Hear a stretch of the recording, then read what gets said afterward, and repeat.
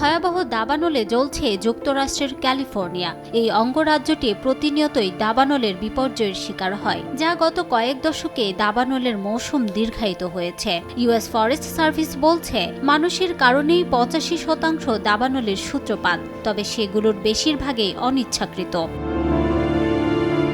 1932 সাল থেকে ক্যালিফোর্নিয়ায় দাবানলের হিসাব রাখা শুরু হয়। অঙ্গরাজ্যটির ইতিহাসে সবচেয়ে বড় 10 দাবানলের 8টি গত 5 বছরে হয়েছে। California department of forestry and fire protection বিভাগের বরাত দিয়ে এই তথ্য জানিয়েছে রয়টার্স। পুড়ে যাওয়া ভূমির আয়তনের দিক দিয়ে ক্যালিফোর্নিয়ার সবচেয়ে বড় 10 দাবানল নিয়ে আজকের আয়োজন। ক্যালিফোর্নিয়ার সবচেয়ে ধ্বংসাত্মক দাবানলগুলোর একটি ছিল সিডার ফায়ার। 2003 সালের অক্টোবর ও নভেম্বরে ওই দাবানলে সান ডিয়েগো কাউন্টির 2,73,246 একর ভূমি পুড়ে গিয়েছিল। ঝোড়ো বাতাসের কারণে দাবানলটি খুব বেশি ছড়িয়েছিল। এর গতি ছিল ঘন্টায় গড়ে 3,600 একর। ওই বছর 4 নভেম্বর দাবানলটি নিয়ন্ত্রণে আসে। তার আগে ধ্বংস করে 2,820টি অবকাঠামো, প্রাণ হারান 15 জন। 2017 সালের ডিসেম্বরে দক্ষিণ ক্যালিফোর্নিয়ায় জ্বলতে থাকা একাধিক দাবানলের একটি ছিল টমাস ফায়ার। এই দাবানল ভেন্টুরা ও সেন্টা বারবারা কাউন্টি জুড়ে ছড়িয়ে পড়েছিল।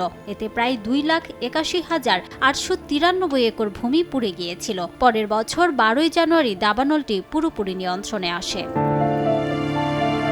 2012 সালে ক্যালিফোর্নিয়ার সবচেয়ে বড় দাবানল ছিল রাশ ফায়ার। লাসেন কাউন্টি থেকে এই দাবানলের সূত্রপাত। পরে সেটি নেভাদা অঙ্গরাজ্যের ওয়াশু কাউন্টিতে ছড়িয়ে পড়ে। দাবানলে 2 অঙ্গরাজ্যে 3,15,577 একর ভূমি পুড়ে যায়। পুড়ে যাওয়া ভূমির আয়তন বিচারে 2012 সাল পর্যন্ত এটি ছিল ক্যালিফোর্নিয়ার ইতিহাসে দ্বিতীয় বৃহৎ দাবানল। 12 আগস্ট শুরু হওয়া এই দাবানল 30 আগস্ট পর্যন্ত জ্বলেছিল। 17 আগস্ট 2020 সালের বজ্রঝড়ের কারণে হওয়া বজ্রপাতে উত্তর ক্যালিফোর্নিয়ার প্লুমার্স জাতীয় উদ্যানে 21টি জায়গায় আগুন জ্বলতে শুরু করে, যা একসময় ভয়াবহ দাবানলে রূপ নেয়। এর নাম দেয়া হয় নর্থ কমপ্লেক্স ফায়ার। 109 দিন ধরে জ্বলার পর 3 ডিসেম্বর এটি পুরোপুরি নিয়ন্ত্রণে আসে। পুড়ে যায় 3,18,935 একর ভূমি, প্রাণ হারান 16 জন, আহত হন শতাধিক। 2020 সালে 16 আগস্ট ভোর থেকেই ক্যালিফোর্নিয়ার উত্তরের বেশিরভাগ অঞ্চল জুড়ে অস্বাভাবিক বজ্রপাত শুরু হয়েছিল। প্রায় 72 ঘন্টা ধরে ওই ঝড় চলেছিল এবং 10,849টি বজ্রপাতের খবর পাওয়া গিয়েছিল। ওইসব বজ্রপাতের কারণে ক্যালিফোর্নিয়া জুড়ে প্রায় 376টি জায়গায় ছোট বড় দাবানলের সূত্রপাত হয়েছিল। এই দাবানলে 3,63,220 একর ভূমি পুড়ে গিয়েছিল। প্রাণ হারিয়েছিলেন 6 বেসামরিক নাগরিক, আহত হয়েছিলেন আরও 5 জন। 2020 সালে যুক্তরাষ্ট্রের দাবানলের মৌসুমে ক্যালিফোর্নিয়ার মধ্যাঞ্চলের সিয়েরা ন্যাশনাল ফরেস্ট এবং মাডেরা কাউন্টিতে ভয়াবহ দাবানল ছড়িয়ে পড়েছিল। 4 সেপ্টেম্বর দাবানল শুরু হয়। 4 মাস ধরে জ্বলার পর ওই বছর 24 ডিসেম্বর সেটি শতভাগ নিয়ন্ত্রণে আসে। দাবানলে পুড়ে যায় 3,79,895 একর ভূমি। পুড়ে গিয়েছিল 856টি অবকাঠামো। প্রাণহানি না হলেও আহত হয়েছিলেন 26 জন। 2020 সালে 16 আগস্ট বজ্রপাত থেকে ক্যালিফোর্নিয়ায় এসসিইউ লাইটিং কমপ্লেক্স দাবানলের সূত্রপাত হয়েছিল। 1 আগস্ট নিয়ন্ত্রণে আসা দাবানলে 3,96,624 একর ভূমির গাছগাছালি ও স্থাপনা পুড়ে গিয়েছিল। প্রাণহানি না হলেও আহত হয়েছিলেন 6 জন।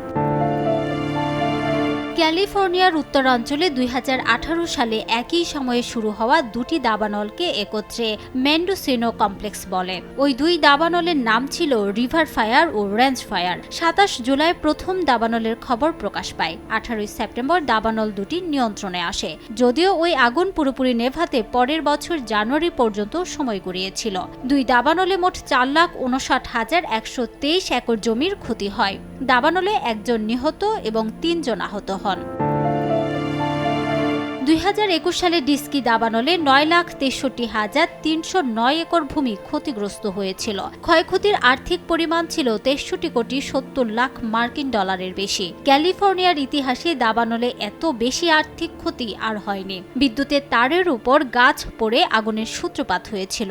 105 দিন ধরে চলেছিল এই দাবানল। পুড়ে গিয়েছিল 1,319টি অবকাঠামো। আগুন নেভাতে গিয়ে অগ্নি নির্বাপক বাহিনীর এক সদস্য মারা যান এবং 3 জন আহত হন।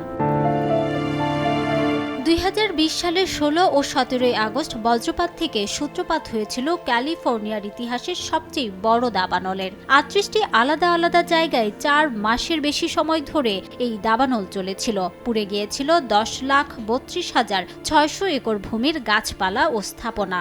দাবানল নেভাতে গিয়ে একজনের প্রাণহানির সঙ্গে আহত হয়েছিলেন আরও একজন। এই দাবানলে 935টি অবকাঠামো পুড়ে যায়। মোট ক্ষয়ক্ষতির পরিমাণ ছিল প্রায় 32 কোটি মার্কিন ডলার। রিমু সিদ্দিক, সময় সংবাদ।